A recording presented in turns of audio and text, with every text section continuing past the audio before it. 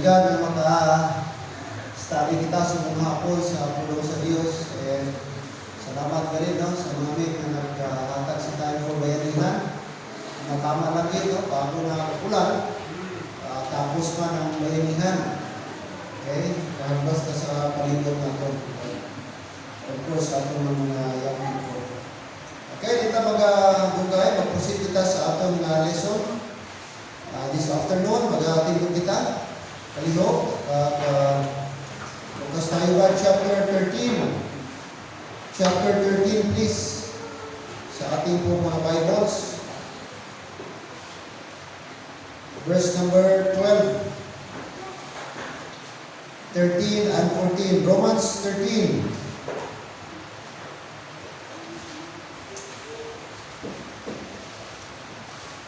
Romans 13, verse 12, verse 13, and verse number 14.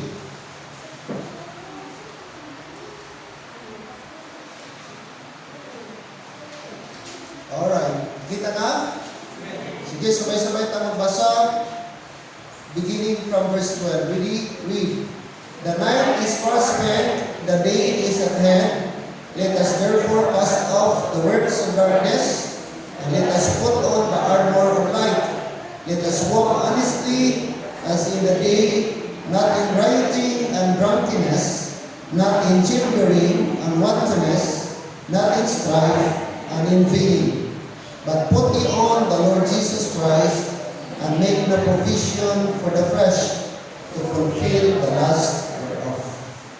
Amen. Let's pray. Gracious Lord, salamat ngayong hapon. Thank you sa ulan na muling nagdilig sa aming paligid.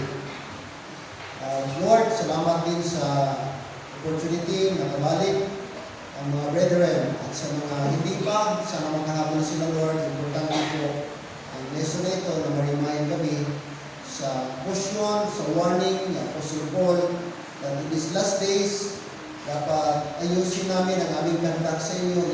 We need to walk honestly, not in rioting and drunkenness, chambering and wantonness, not in strife and in vain. Instead, we need to put on the Lord Jesus Christ. Yun ang instruction sa amin. Kaya ngayong hapon, bigyan niyo kami ng strength and power and grace na masunod namin, Lord, ang mga bagay na ito. Maraming salamat. We trust you sa aming pagpapatuloy. In Jesus' name we pray. Amen. And amen. Thank you. You may be seated. Now, this is Paul's instruction sa mga Roman believers. Sa kanyang sulat po sa mga Roman believers. Okay, beginning from verse number 12. The night is far spent. The night is at hand. That means the time is limited. Let us therefore cast off the works of darkness and let us put on the armor of light. So, na-mention po niya dyan yung darkness and light.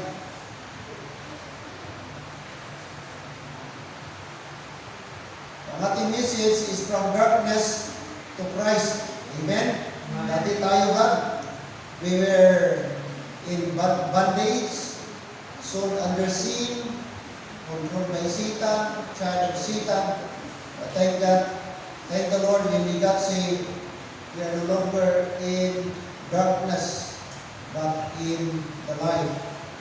Okay, from darkness to Christ. Okay, the marks of a true conversion. The marks of a true conversion. Madaling magsabi na na-convert ka na Christian ka na. Okay? Pero tingnan natin ang mga marks. May mga marks po siya, may mga trademarks. Paano natin masabi ba na totoo, genuine ang iyong salvation? Okay? Kaya may mga, ano tayo dito? One of the most powerful, sabi dito, testimonies in church history comes from Augustine of Hippo. Ito si Augustine, Italian siya. Italian ito sa God. At sabi dito, recorded in his book Confessions, Augustine was not ignorant, he was informed, he was not unconvinced, he was convicted, but he was not yet converted. Nung natamo kay Agustin, His mind knew the truth. Alam niya yung truth. But his will clung to sin. Pero nandun pa rin yung desire niya na mamuhay pa rin sa kasalanan.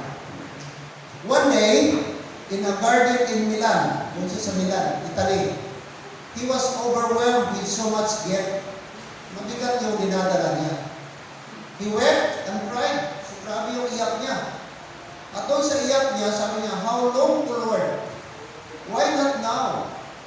Why not end my sin this very hour?" So, nag-plead siya ng Lord. Parang napagod na siya. Gusto niya na baka wala doon sa kasalanan na nag-alipin sa kanya sa matagal na panahon. So, umiyak siya ng umiyak. Grabe ang iyak niya, Agustin.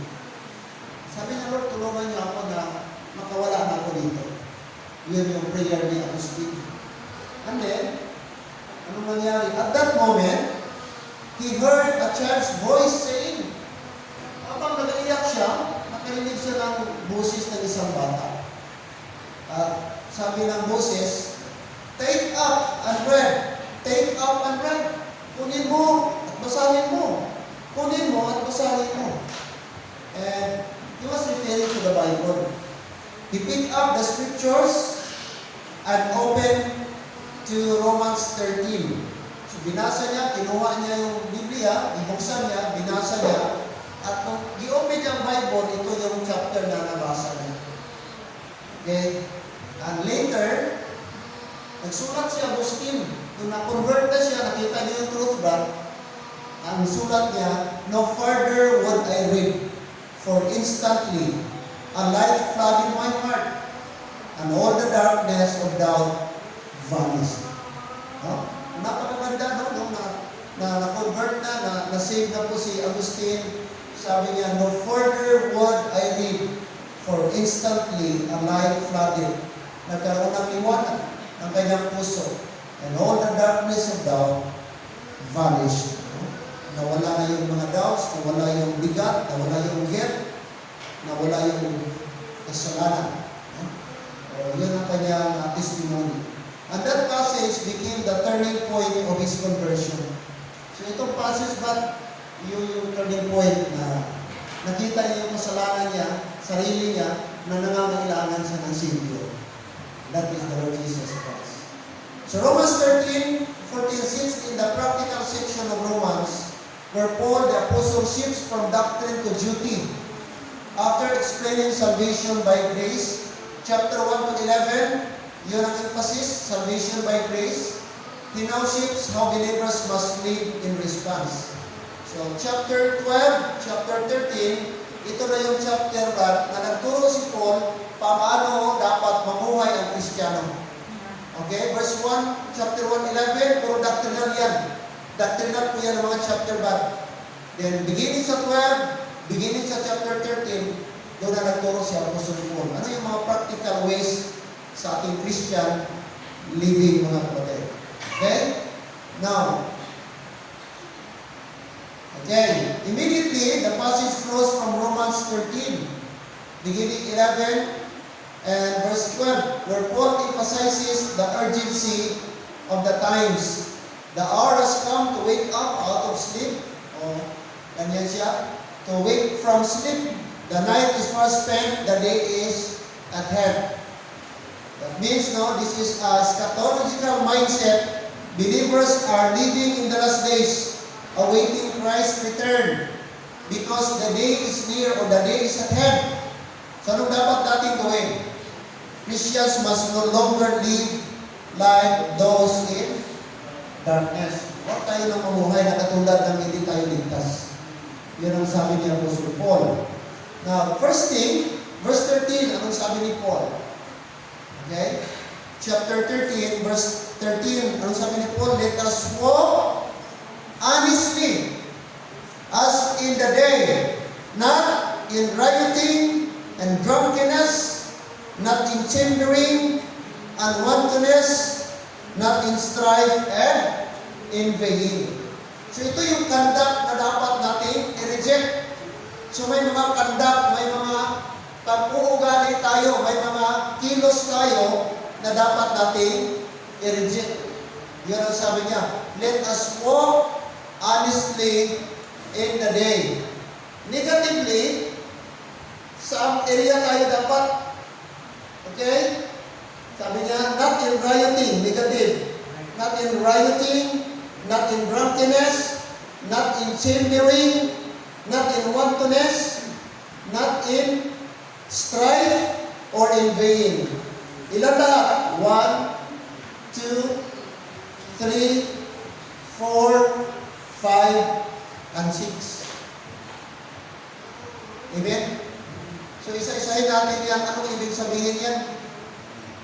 Na dapat sabi ni Paul, iwasan natin. Sa halip, mamuhay tayo, lumakad tayo, honestly. Ang opposite niya, ito. Ang opposite ng mga anin, ito. Nagwa natin ba? So dapat, may mga attitude tayo, action na i-adapt, pero may mga action tayo i-reject. Conduct.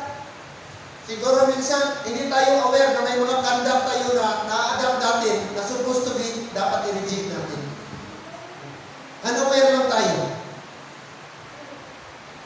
Pero sabi ni Paul, let us walk honestly. Amen? Alright. Now, these verses give the practical outworking of that urgency. Itong verse 13 and 14 particularly, na may mga practical outworking na dapat natin gawin. So verse 13, anong tinutukoy niya? We need to reject sinful lifestyles. May mga lifestyle tayo na akala natin okay lang. Pero pag suriin natin, i-base natin sa Bible, it will be considered sinful. Sabihin natin, kunti pa lang, pastor, mild man lang, minor man lang. But let me tell you, walang minor sa Panginoon. Walang moderate kay Lord. Walang simple kay Lord. Simple sin. Wala pong ganon. Walang kategory. Pag sinabing sinful, talagang kasalanan po yan. Okay? So may mga i-reject tayo ng mga sinful lifestyle. Ano pa? Verse 14, refuse to make provision for the flesh. Verse 14, i-refuse natin, i-turn down natin. Huwag natin bigyan ng chance ang ating flesh. Kasi ang flesh natin, very strong yan, right? No? Gusto ng flesh na masatisfy siya. Gusto ng flesh pagbigyan mo siya. At ang flesh ba, kontra ito sa spiritual natin. No? Ang flesh, ga-oppose ito sa spirit. No? Ga-oppose siya sa mga bagay na spiritual. Kaya dapat under control. Dito pa man tayo sa laman, dito pa tayo sa mundo, andyan pa ang flesh. Pero dapat mag-control natin siya. Hindi tayo ma-overwhelm, hindi tayo madala ng ating flesh. Hello? Dito tayo dapat ang spirit ang mag-lead sa atin. Ang spirit ang mag-control sa atin, hindi ang flesh. Kaya sabi ni Paul, make no provision for the flesh. Andyan ang flesh, kaya nag-struggle siya chapter 7. Gusto kong gawin ang mga bagay, pero di ko magawa. Yung ayaw kong gawin, yun tuloy ang aking nagagawa. At sabi niya, hindi na ako ang gumagawa, but it is sin that dwelleth in me. So mismo si Paul, may struggle din po siya. No? Kasi andun pa siya sa flesh. Andun pa ang flesh. No? Pero gina-overcome niya by being under sa Holy Spirit, mga kapatid. No? Kaya i-refuse natin. Huwag natin gawin tao lang ako, pastor, nadala ako sa flesh. Meron tayong straight blood by grace ng Panginoon na ibigay sa amin. No? Okay. And then, positively, sa verse 14, makita po natin yung tinatawag, put on the Lord Jesus Christ. So ito yung panglaban natin, verse 14. Sabi ni Paul, put on. Ginamit niya yung speech na metaphor, figure of speech, na parang damit. Isuot mo. Isuot mo. Oh? Yung character ng Panginoon, parang damit ba? Suotin mo ito. Para ma-overcome mo itong mga bagay nito. So, yan later ang ating isa-isahin po. So, ang remedy, ang solusyon, dito sa verse 13, nandun sa verse 14. Sabi ni Paul, put on the Lord Jesus Christ. So, si Lord pa rin, si Jesus Christ pa rin ang ating katuwang, ang ating katulong, at of course, maging overcomer. Okay? Next, number 1, the call to different walk. The call to different walk. So, maglakad tayo na iba. Yun ang sabi ni Apostle Paul. Okay. Sabi niya dito, verse number 13. Okay, verse 13. Let us walk honestly. Pag i-translate natin yung word, let us walk honestly, it means that let us walk properly. Okay? Are you there, amen? Anong ibig sabihin properly or honestly? It means decently. Pag sinabing decently, decent, akma, tama, formal, seryoso. Hello? Kikinig pa? Decently. Let us walk honestly. Dapat formal, dapat serious, dapat proper, appropriate ang ating lakad. Hindi inappropriate but proper. Yung dapat ang Christian, maglakad tayo ng proper. May decency. Decently. Ano pa? Honorably. Yung word doon na honestly or properly. At nahulugan po doon, decently, honorably. Kagalang-galang. Kagalang-galang, yun ibig sabihin honestly. Amen? Dapat tayo. Sabi nga, paano mo makuha ang respeto ng tao kung mismo ang buhay mo, hindi naman respeto. Hindi ko pwedeng i-demand na respetuhin ka kung ang buhay natin o action natin hindi tama. Amen? No? Kaya dapat, sabi ni Paul, that's why he said, let us walk honestly. Honorably. Kagalang-galang. Alright? In a way that is fitting and visible.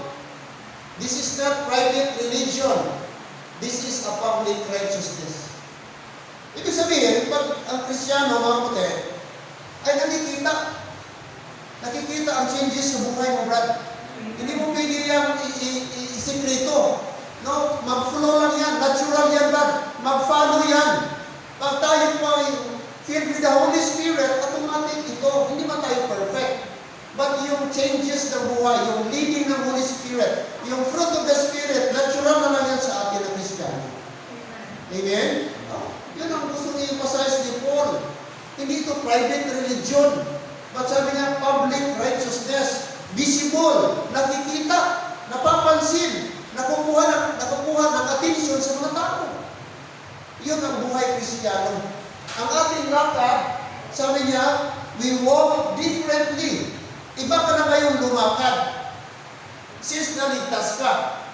Since nakilala mo si Jesus Christ. Dati, ganito ka. Later on, maano natin yan. So ngayon, meron na siyang difference. Okay? Paul is saying, live like it is daytime. Lumakad kayo katulad na nasa liwanag. Because spiritually, it is. Napansin nyo ba? Iba maglakad pag maliwanag, kumpir sa madilim. Madilim, ano ka, di ba? Hindi ka, hindi ka normal lumakad pag gabi. Extra careful ka, ang dami mong consider. Pero pag liwanag, normal ang paglakad mo, komportable ka. Hindi ka conscious, hindi ka nakumbaan. Kahit maliwanag eh.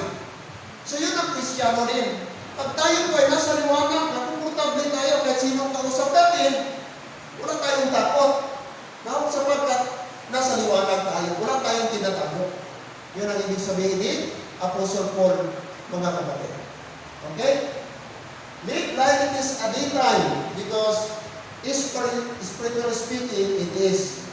Okay. Ano pa? Now, ito na. The catalog of sin. Verse number 13 na ating binasa. Okay? Paul lists 3 pairs of sins. Tatlong mga pares po, pair ng kasalanan. Ano po yun? Okay? So, letter A, pleasure sins. Pleasure sins. Ano po yan? O, ito na. Okay? Number 1, ito tinatawag revelry. Revelry.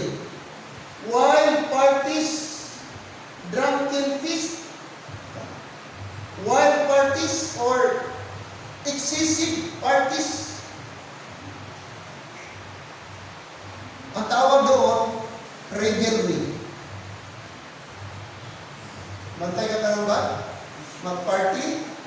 Ala, hapon, aga, hapon. O, tag 24 hours pa. Extended pa ang video game.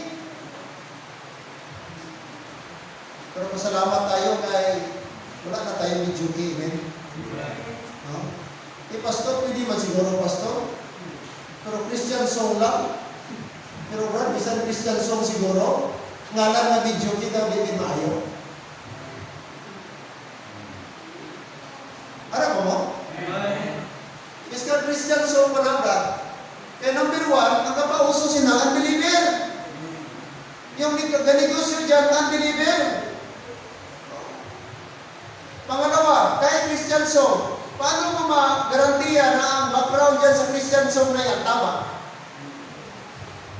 Pastor, may mapilian man, may NBE, may... Nasot na ba?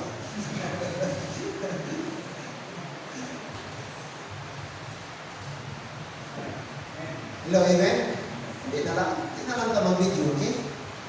Pwede man siguro magkanta-kanta tanga guitar, o ano ko ba? Mag-enjoy ka, mabis ka walang video, okay?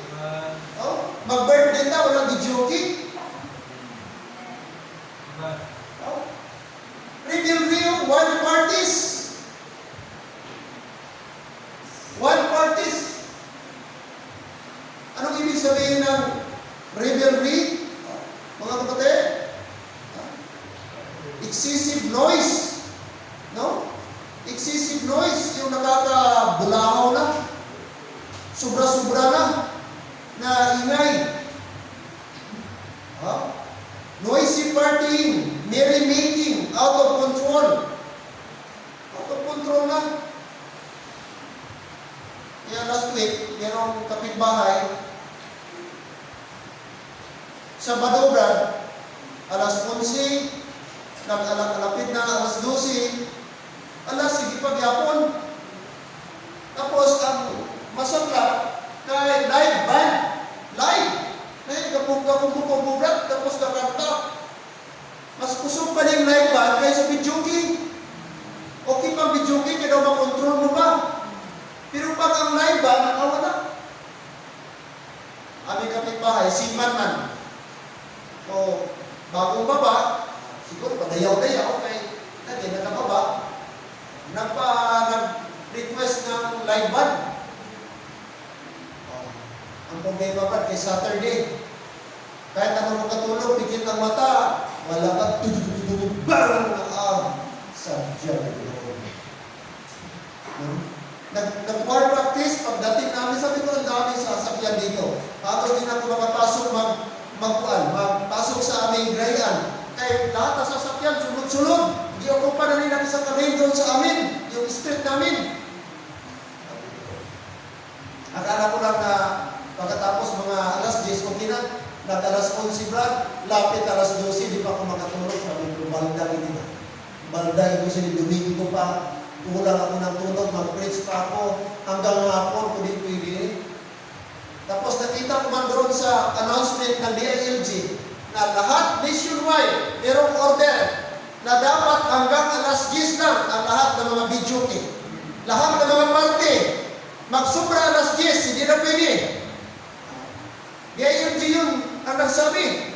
Sabi ko, Lord, kundi lang ito Domingo, palampasin ko sana, kundi lang Domingo bukas. Pero Lord, una, Sunday bukas. Pangalawa, Lord, sobra naman sa alas 10. Mag alas 12 naman, atawag ako sa Coronadal Police. May number man ako sa Coronadal Police. Tawag ko. Nag-ring man. O ano na sir, Coronadal City PNP.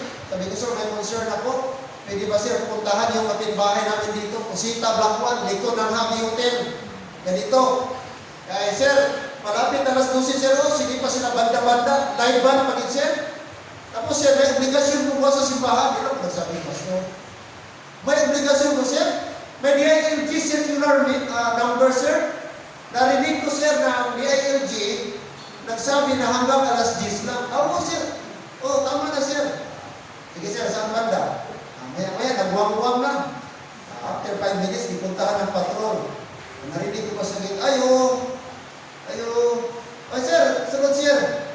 Sir, nagpunta kami dito, may nagtawag sa amin. Kaya sir, sobrang kagamot ka mo. At sir, is oras na, pwede mag-stop na mo sa inyo na. May nagtawag sa amon, ay yung mga kapitbahay, na-disturb ko na sila. Alas 10 lang hasta. May kinakuntat man. So, mula doon, stop na mga kapatid. Live band pa naman. Siguro kahit magalit sila kung sino man yung nagduda sila kasi pastor dito. Siguro nagpatawag ng pulis na. Ganun. Wala na magalit sila sa akin. Total, legal na yung aking ano na. Walang problema, alas 8, alas 9, alas 10. Pero sobra na yun.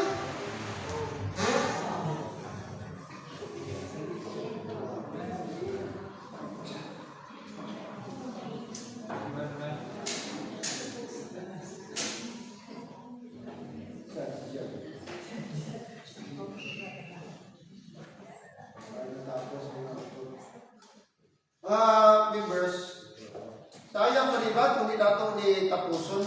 Tapos mas ano di siya brad, kung may harap PowerPoint. Una, dulong pa po diri.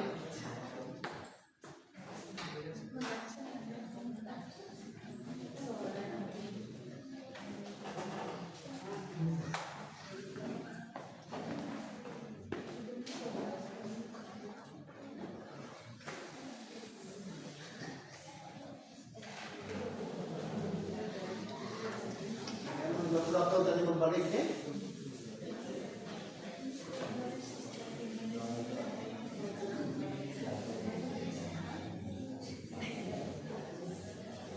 Yang una may kinalipay si Satanas ba? Basta gani iskutan na to ang iya na trabaho. Hindi siya matuwa ka. Mag-isbag dayon.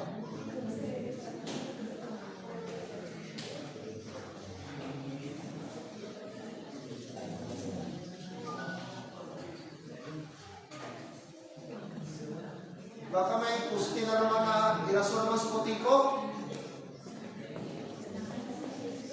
Ha?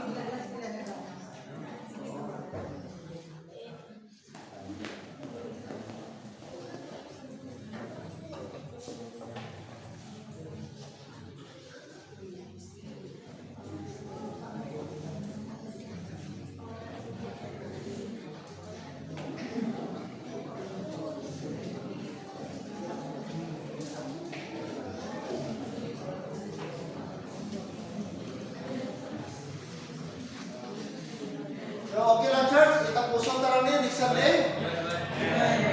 Kalahin man na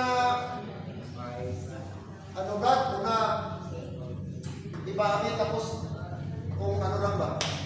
Mas maganda kasi ano natin sa PowerPoint. No?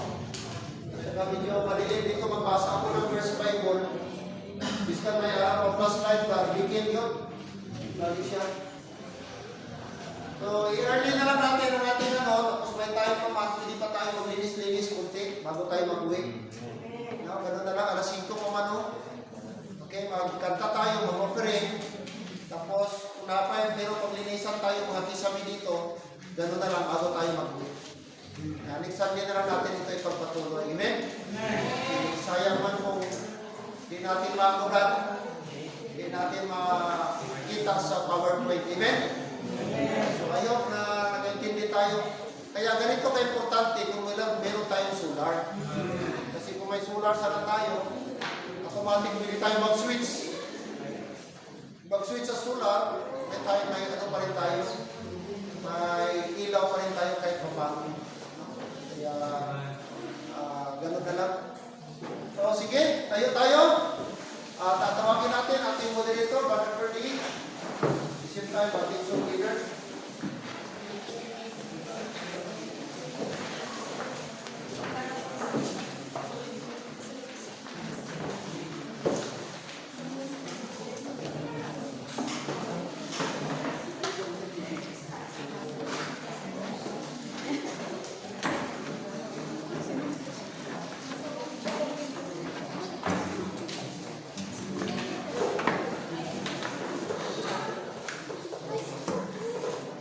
Right, sige, kung ng mga tao, tayo number 856.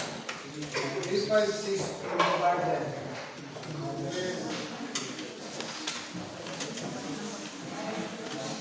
Tao, gusto ko naman, tapos nyo, hindi ko naman pumasok, stop.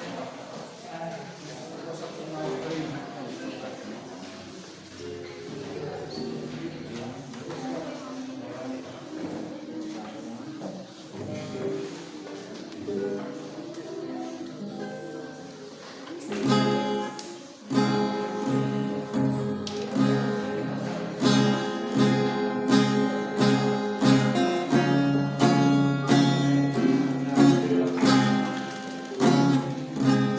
Alright, first one, sing.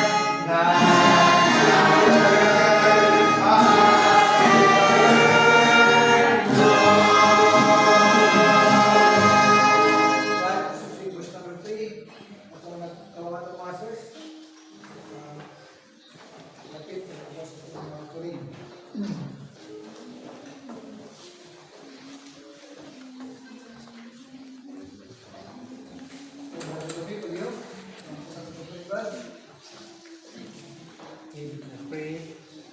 Salamat po pala ang Ginoo. Salamat Lord. Kita po ng Ginoo. Salamat sa ayaw Ginoo. Salamat sa proteksyon sa adlaw. Salamat na Lord sa grasya o kaluwi Ginoo. Salamat sa kalawasan. Ang hatag sa individual Ginoo. Salamat na Lord. Yan sa burnout Ginoo. Nagapadayan kami. Pagsimba na sa imo. Pag-learn sa imong pulong Ginoo. Lord, isa pa man sa atong pagpili ka mga panalangin sa magkamot, mga balik. Ginoo, salamat na Lord na ikaw mag-provide sa matagis sa Ginoo. Lord, kinintara na pinatugyan, nasari ginapasalamatan. Sa pangalan ito, Amen. Amen.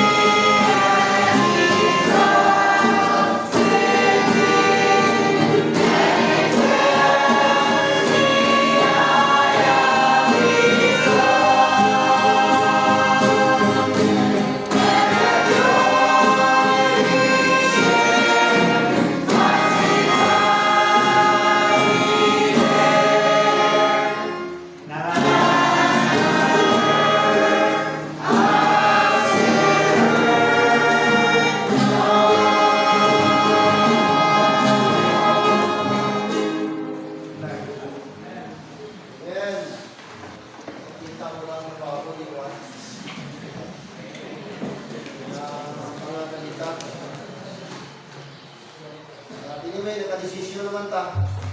Ako na lagi ba tayo? Mga yan, every Sunday. Okay? So, please pray sa mga brethren na hindi natin nakasama. Sister Emeline, no? Nakalabas na, Sister Heidi? Oh, please pray na complete recovery, healing ni Sister Emeline, mga kapatid. And also, isama niyo po sa prayer ang kuya ni Brother Al, na disgrasya po sa motor. Last week lang, this week, sama niyo po. Okay? So, sige, mag-closing prayer ka, tapos kung ano pang pwede. Ito, katulad nito, oh. Kung pwede mga young people, brasan nyo ito, brasan nyo, kaya di sura, oh. Daw halin sa basakan. Kita nyo? Daw halin sa basakan. So, brasan na siya, brasan. Tapos ang ilisi, tanggalon. Matanggal man ito, oh. Matanggal. Tapos ang kanyang propeller, oh. Tingnan nyo. Hindi siya mahalata pag nag-ikot, pero pag mag-stop, oh, makita nyo alikaw. Ganun din sa mga ceiling fan natin. Mga puno na ng alikaw. Okay? Tapos yung mga cobwebs na yan, pati yung sa labas, sa turons, linisan natin sa gilid. Mga nanay, yung iba pa sa labas, mga flowers, i-ano natin. O ano naman, i-ano na natin yung mga flowers. Hopefully, madagdagan pa natin yung mga kambang dito. Doon sa labas. Okay? So, sige. Tulungan tayo para at least di na tayo masyadong busy sa mga second week, third week. Especially sa Sunday na meron tayong Mother's Day. No? Itong mga pinilinisan ay mga ng butiki, yung mga dumi nila, yung mga flap, hindi natin linisan. Okay? So, sige po. Mag-pray tayo. Gracious Lord, once again, thank you ngayong hapon. Bagamat Panginoon, medyo na-interrupt ang aming lesson. Pero God willing, Lord, may tapos namin ito. May continue namin ito next week. Salamat sa introduction na aming narinig. Ang instruction ni Apostle Paul na meron kaming conduct, meron kaming mga lifestyle na dapat namin i-reject. Na hindi tama, hindi pleasing sa iyong harapan. Please help us, Lord, ma-identify namin upang hindi kami mamuhay, ipagpatuloy ang pamumuhay na hindi takma sa iyong harapan. Sa aming pagtutulungan, pansamantala, in a short period of time, magkaroon kami ng cleaning, general cleaning sa aming building. Bigyan niyo kami joy sa aming puso na it's a privilege makatulong, makalinis sa aming pong premises in preparation sa aming Mother's Day at sa aming tawag nito, Lord, aming church anniversary sa darating na 24. So maraming salamat sa mga members, sa kanilang puso, kanilang spirit na willing mag-support, mag-cooperate para po, Lord, sa success ng aming church anniversary. Salamat sa mga committee, especially sa mga groupings. Tulungan nyo na kung saan ang aming tuka, ano ang aming tuka, sana ma-fulfill namin, magawa namin with joy kasama ang bawat grupo. Salamat, Brother Charlie, na may willingness siya na mag-donate ng litson para pangdagdag sa aming ulam sa darating na anniversary po namin. At sa mga iba pa, Panginoon, na mga program namin, patuloy kang magbigay ng financial blessing upang makabigay ang mga hindi pa nakabigay sa kanilang contribution. Sapagkat marami pa kaming dapat, Lord, budgetan sa aming coming na activity. Muli po, maraming salamat, Lord God. Sa aming paghiwalay later, pag-uwi, ingatan niyo po kami lahat. This we pray in Jesus' name. Amen. Amen. God bless. Okay, sige po, no? May oras naman tayo. Hindi pa. Kunti na lang.